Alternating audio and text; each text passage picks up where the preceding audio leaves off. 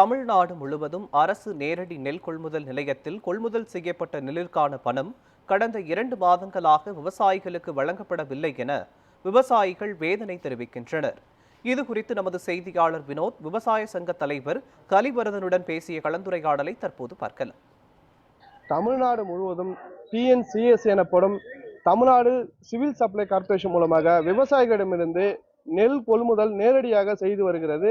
சில மாதங்களுக்கு முன்பு என்சிஎஸ்எஃப் எனப்படும் தனியார் நிறுவனத்திடம் விவசாயிகளிடமிருந்து நெல் கொள்முதல் செய்ய ஒப்பந்தமிட்டு வந்தது. இந்த தனியார் நிறுவனம் கடந்த ஒரு 48 மணி நேரத்தில், அதாவது விவசாயிகளிடமிருந்து நெல் கொள்முதல் செய்யப்பட்ட 48 மணி நேரத்தில் அவரது வங்கி கணக்கில் பணத்தை செலுத்த வேண்டும். ஆனால் நிறுவனமானது கடந்த 2 மாதங்களாக தமிழ்நாடு முழுவதும் 300 கோடிக்கு மேலாக பணத்தை விவசாயிகளிடம் தர வேண்டிய பணத்தை நிலுவையில் வைத்துள்ளது. இது குறித்த தகவலை நம்மளுடன் பகிர்வதற்காக விவசாய சங்க தலைவர் கலிவரதன் இணைந்துள்ளார். அவரிடம் கேட்போம். ஐயா, இப்போ என்னன்னா, இப்ப விவசாயிகள் நெல் கொள்முதல் செய்யறாங்க.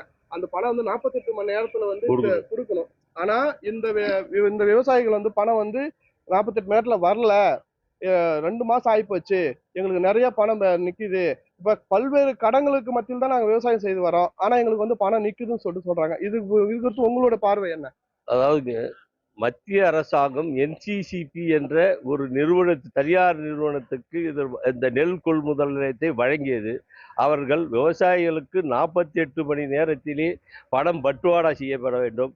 அவர்கள் இந்த நெல்லை எடுத்து அரைத்து மில்லு குடோன் எஃப்சிஐ குடோனில் வைத்த பிறகுதான் அவர்களுக்கு பணம் வருகிறது.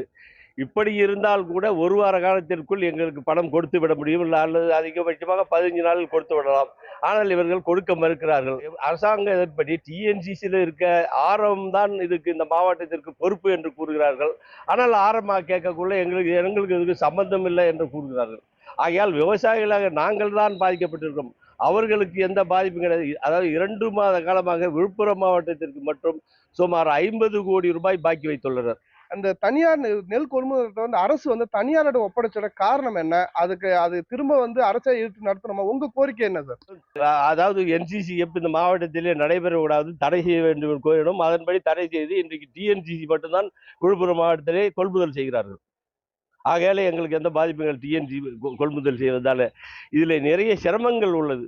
அதாவது இந்த டெல்டா மாவட்டங்கள் போது இந்த மாவட்டத்தில் நெல் கொள்முதல் செய்தால் அந்த நெல்லை அந்த டிஎன்சிசி நெல்லை வைப்பதற்கு இடமில்லை.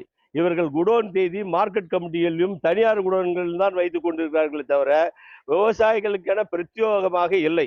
அதோடு இல்லாமல் எப்படி டாஸ்மாகிலே ஒரு குவார்டர் வாங்கினால் 5 ரூபாய் என்று கூறுகிறார்களோ, அதே மாதிரி நேரடி நெல் கொள்முதலிலே 45 ரூபாய் என்பது மாநிலம் முழுவதும் உள்ளது. இது அனைவருக்கும் இதை தெரிவித்தும் இதுவரை நடவடிக்கை இல்லாதது ஒரு சில சிக்கல்கள் இருக்குது. அந்த சிக்கல்களை போக்கினால் மட்டுமே இந்த 45 ரூபாய் விவசாயிகள் பெறப்பட்டார்கள். மிக்க நன்றி ஐயா.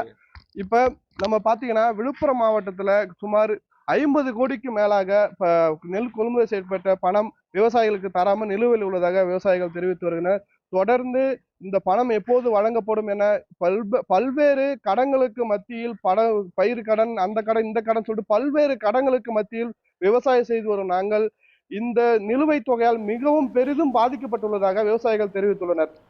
நியூஸ் 7 தமிழ் செய்திகளுக்காக விழுப்புரத்திலிருந்து வினோத்.